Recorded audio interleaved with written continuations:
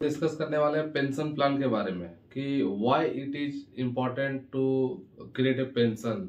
दोस्तों, मैं आपको बताना चाहता हूं कि आज लोगों का जो लाइफ एक्सपेक्टेंसी रेशियो है वो आईआरडीए का डेटा कहता है कि 2030 में करीब ये 83.6 ईयर्स हो चुका है, मतलब 83.6 ईयर्स हो चुका है।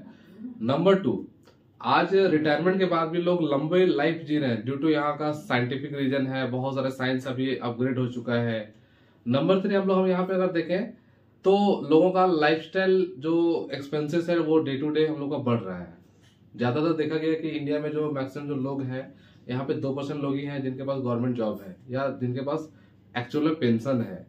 और अगर हम लोग पेंशन की बात करें तो यहाँ पे सिर्फ 2 से 3% लोग ऐसे हैं जो बहुत ही ज्यादा वेल्दी हैं। जैसे हम लोग बात करें टाटा, बिरला, अंबानी, हम लोग बात करें यहाँ पे अडानी, ये सब जो ग्रुप्स है इनको पेंशन की जरूरत नहीं है। 65 के एज में भी 5% लोग ऐसे हैं जिनका बिजनेस चलते रहता है, उनको भी एक रेगुलर इनकम आते रहता है। रेस्ट ऑफ द लाइफ जो हम लोग देखें, बाकी जो लोग हैं उनके पास कोई पेंशन नहीं होता है, या अभी 2004 के बाद भी गवर्नमेंट डिपार्टमेंट में पेंशन बंद कर दिया है, सिर्फ डिफेंस में आपका पेंशन बचा हुआ है। तो इसी चीज को ध्यान में रखते हुए, चूंकि लाइफ लिविंग कॉस्ट भी हम लोग का बढ़ रहा है, अब जहां पे आप हमेशा अपने बच्चे को देते हुए आए हुए हैं, तो ऐसा तो कभी नहीं होगा ना कि आप 60 के बाद जब आप काम करना बंद करेंगे या जब आप काम नहीं कर पाएंगे तो आपको हाथ फैलाना पड़े। राइट। इंडिया में ये भी चीज देखा जा रहा है कि मैक्सिमम जो पेरेंट्स हैं वो लोग क्या करते हैं, वो लोग अपने बच्चे के ऊपर पूरा पैसा इन्वेस्ट कर देते हैं, मतलब बेहतर एजुकेशन के लिए, उनको फॉरेन भेजने के लिए या फिर इंडिया में ही अच्छा एजुकेशन करने के लिए उनको अपना सारा पैसा इन्वेस्ट कर देते हैं। और होता क्या है, अल्टीमेटली बचता क्या है, उनके बच्चे जब एक अच्छे प्रोफाइल में चले जाते हैं, बाहर चले जाते हैं, इंडिया से बाहर चले जाते हैं, तो फिर अपने पेरेंट्स को वो केयर नहीं कर पाते हैं। फाइनेंशियली भी शायद वो केयर नहीं कर पाते हैं, या फिर कई बार वो फिजिकली भी केयर नहीं कर पाते हैं। तो ऐसे में हम लोग को जरूरत है एक पेंशन क्रिएट करने का, सो दैट एक पीस ऑफ माइंड रहे हमेशा बना।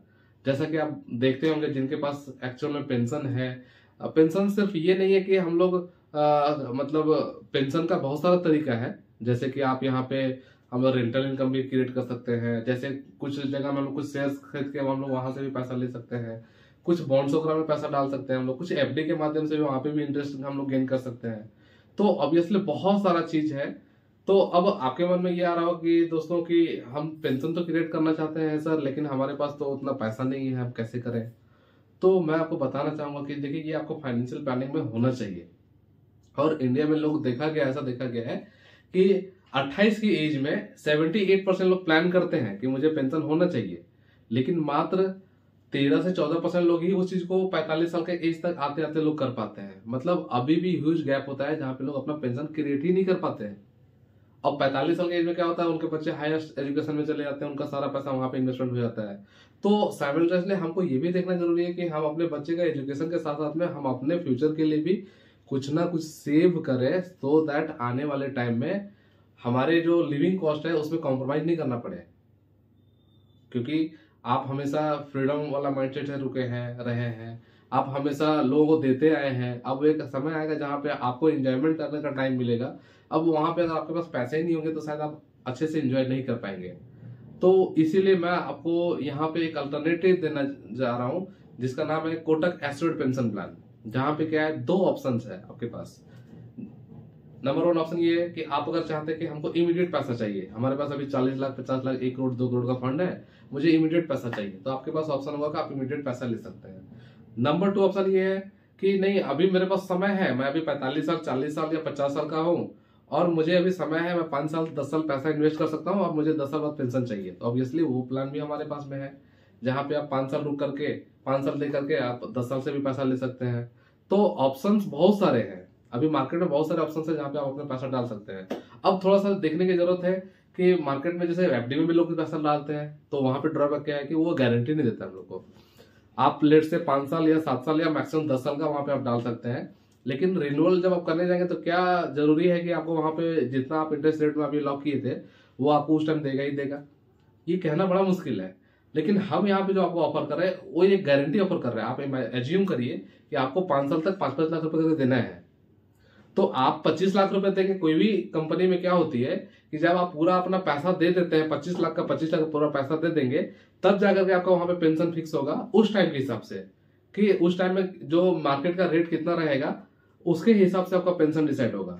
तो आप इमेजिन करिए उस टाइम में अभी रेट अगर अभी 6% चल रहा है और उस टाइम में रेट अगर आपका 5% पे या 4% पे अगर आके रुक जाए तो आपको ऑब्वियसली 4% पे वो आपको पेंशन लेना पड़ेगा।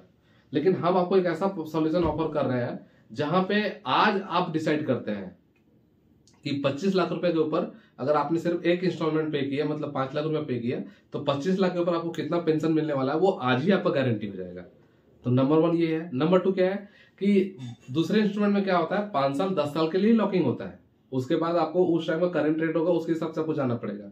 हम जो आपको सॉल्यूशन ऑफर कर रहे हैं उसमें क्या है कि टिल लाइफ, जब तक आप जीवित रहेंगे तब तक आपका जो है पेंशन एकदम गारंटी रहेगा। और नंबर 3 ये है कि जब आप नहीं होंगे तो ये जो पैसा है, अगर आपने डेफरमेंट ऑप्शन चूज किया है तो आपका जो पैसा है आपके नॉमिनी को 10% बढ़ा के वापस कर दिया जाएगा। इसमें और एक अच्छी बात क्या है कि फॉर एग्जांपल किन्हीं ने एक बार ही प्रीमियम दिया और उनके साथ अनफॉर्चुनेट कुछ अगर इवेंट हो जाती है तो उस केस में भी कंपनी आपको 10% बढ़ा के देती है। तो कितनी बड़ी गारंटी है बताइए, है ना। तो ऑब्वियसली इसमें हम लोग देख सकते हैं।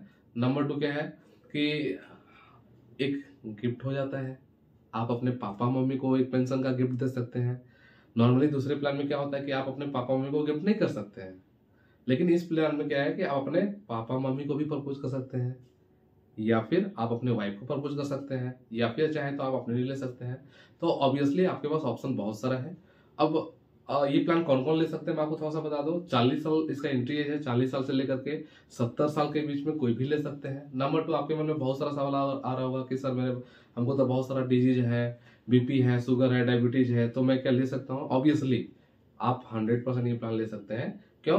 क्योंकि इसमें कोई मेडिकल स्क्रीनिंग नहीं है, कोई मेडिकल नहीं है, इसीलिए ये प्लान आप किसी को भी लिया जा सकता है, कोई दिक्कत नहीं है। तो इस बारे में और विशेष जानकारी के लिए मेरा नंबर डिस्क्रिप्शन में दिया हुआ है, आप वहां पे जा करके मुझे देख सकते हैं। इस वीडियो को लाइक, शेयर एंड सब्सक्राइब कर सकते हैं। Thank you.